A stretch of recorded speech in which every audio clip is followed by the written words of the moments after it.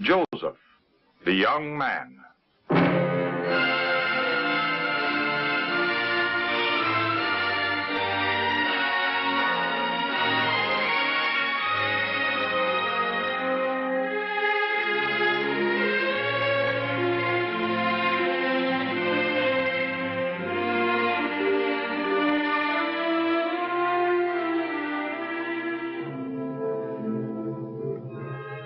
Almost 4,000 years ago, there lived in the land of Canaan a man with great wealth and many sons. His name was Jacob, and like his father Isaac and his grandfather Abraham, he too was a worshiper of the one true God. Jacob loved all his 12 sons, but his favorite was Joseph because he was born when Jacob was old and was a lad with a humble faith in God. To show his love for Joseph, Jacob had given him a beautiful long robe. And when his brothers saw that their father loved Joseph more than any of them, they hated Joseph. They hated him even more because of 2 dreams he had. Father, I had another dream last night.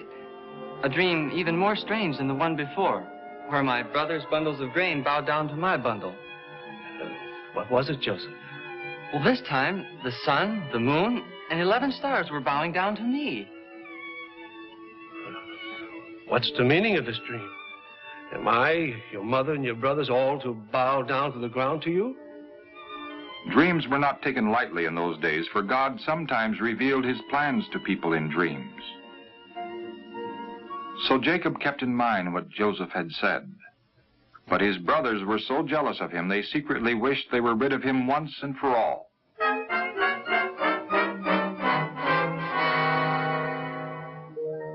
After some time, Jacob sent Joseph to the pasture land of Dothan, where the older brothers had taken Jacob's flocks of sheep to graze. Eager to see his brothers, Joseph made the long journey from Hebron, looking forward to some happy greetings from them. But when the brothers saw him coming, they began to plot against him. Look, here comes the dreamer. Let's kill him and throw him into one of the pits. Then we can say that a wild animal has killed him. And we'll see what becomes of his dream. No, don't kill him. Throw him into this empty pit. Leave him here in the wilderness, but do not kill him. Reuben planned to rescue him later and send him back to his father. So thanks to his oldest brother Reuben, Joseph's life was spared. When Joseph came to them, they jumped on him and tore off the long robe he was wearing. Ignoring his cries of protest and his struggling, they forcefully dragged him and finally let him down into the empty pit. Then they made ready to sit down and eat, paying no attention to Joseph's pleas for mercy.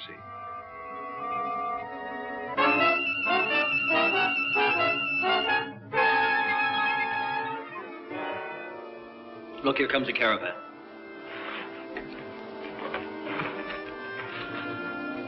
That's a caravan of Ishmaelite traders. Probably from Gilead on their way to Egypt. What's there for us to gain if we kill Joseph? Let's sell him to the Ishmaelites. That's a good idea, Judah. Very fine, isn't it?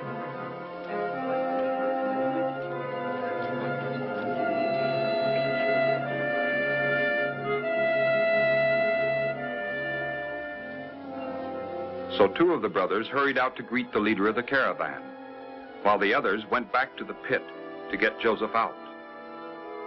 It didn't take long for the caravan leader to realize that he could buy a slave at a bargain.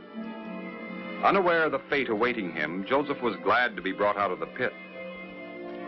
But when he heard the bargaining which was taking place between the Ishmaelite trader and his brothers, he soon realized that they were selling him into slavery for a measly 20 pieces of silver.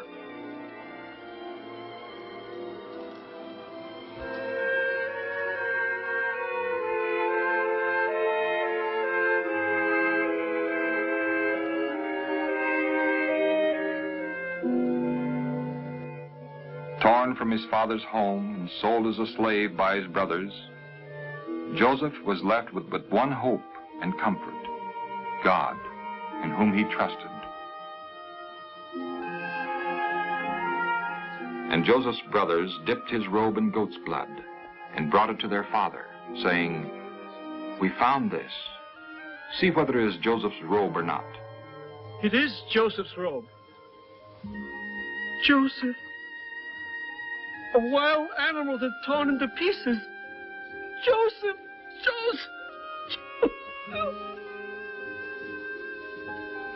Don't try to comfort me. Let me go down into the grave to my son.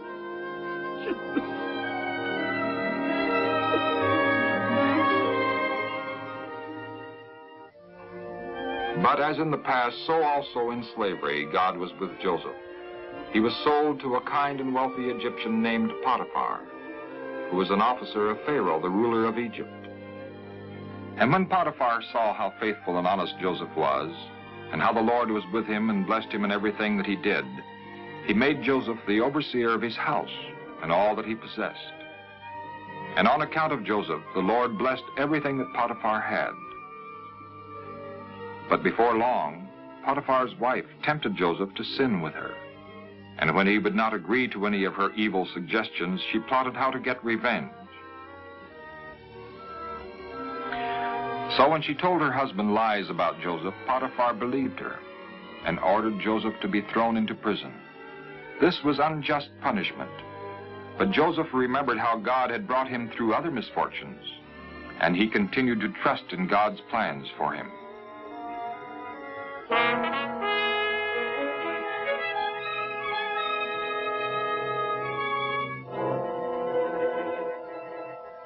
Also in prison, the Lord was with Joseph. Soon the prison keeper put Joseph in charge of all the other prisoners. After some time, Joseph became acquainted with the king's butler, who had been in charge of Pharaoh's wines, and also the king's baker, both of whom had greatly angered Pharaoh and had been thrown into prison.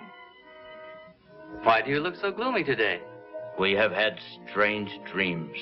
And there's no one to tell us what they mean.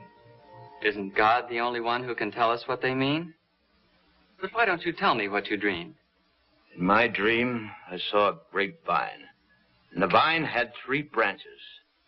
As soon as the vine budded, the clusters ripened into grapes.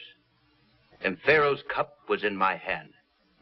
And I took the grapes and pressed the juice into his cup, and put the cup in Pharaoh's hand. This is what it means. The 3 branches mean 3 days. Within 3 days, Pharaoh will restore you to your office, and you will give Pharaoh his cup as you used to do when you were his butler. But remember me when you're with Pharaoh again. Be kind and mention me to him, and get me out of this prison. For I was stolen out of the land of the Hebrews, and here, too, I have done nothing to deserve to be put into this dungeon.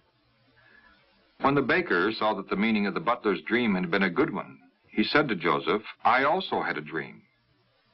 Then the baker told his dream, but this time the meaning was not a good one. In 3 days' time, Joseph said to the baker, "You will be put to death."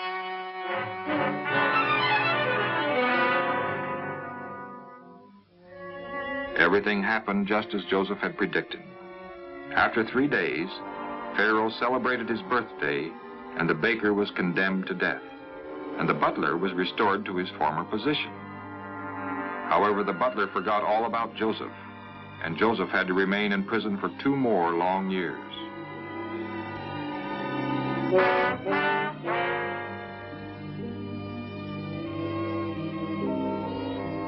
Then one day, Pharaoh, the ruler of Egypt, was greatly troubled. No one, not even the wisest men of the country, could tell him the meaning of 2 strange dreams he had had during the previous night. He called in all the magicians of Egypt, but there were none who could tell Pharaoh what the dreams meant. At last, the butler remembered Joseph and hurried to tell Pharaoh about the young Hebrew prisoner who had accurately interpreted his dream. So Pharaoh sent for Joseph at once. Joseph, freshly shaven and dressed in clean clothes, was quickly brought before the king.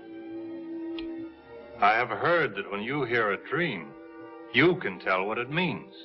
No, I do not have such power at all. But God will give Pharaoh an answer that will help him. In my dream, I was standing on the bank of the Nile when 7 cows, fat and sleek, came up out of the river and fed on the reeds of grass nearby. And after them, there came 7 other cows, thin and very ugly, such as I had never seen in all of Egypt. And the thin and ugly cows swallowed the first 7 fat cows. But when they had eaten them, you could not tell that they had eaten them, for the ugly cows were still as thin as at the beginning. Then I awoke. In a second dream, I saw 7 ears of grain, full and good, growing on the same stalk. And after them, there sprouted 7 withered ears, thin and burned by the east wind. And the thin ears swallowed the 7 good ears. I told my dreams to the magicians, but no one could tell me what they mean. Pharaoh's dreams mean only one thing. God has revealed to Pharaoh what he is about to do.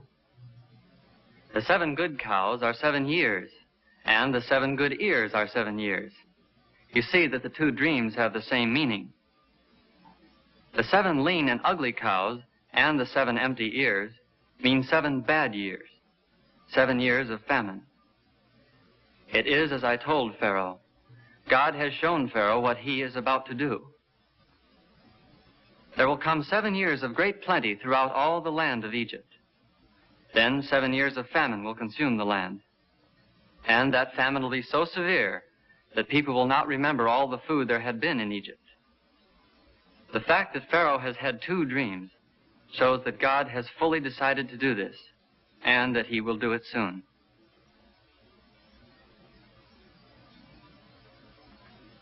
Now that I know the meaning of these dreams, what should be done about the famine that is coming? Let Pharaoh select a wise and understanding man and set him over Egypt. Let Pharaoh also appoint officers over the land and take 1/5 of the harvest during the 7 good years. Let them gather all the food of these good years and store up grain in the cities and keep it there, so that when the 7 years of famine come, the people of Egypt will have plenty to eat. Can we find a man with the Spirit of God in him, like this man? Since God has shown you all this, there is no one so wise and understanding as you are. You will be in charge of my palace, and all of my people shall do as you command. Only as regards the throne will I be greater than you. You see, I am putting you in charge of all Egypt.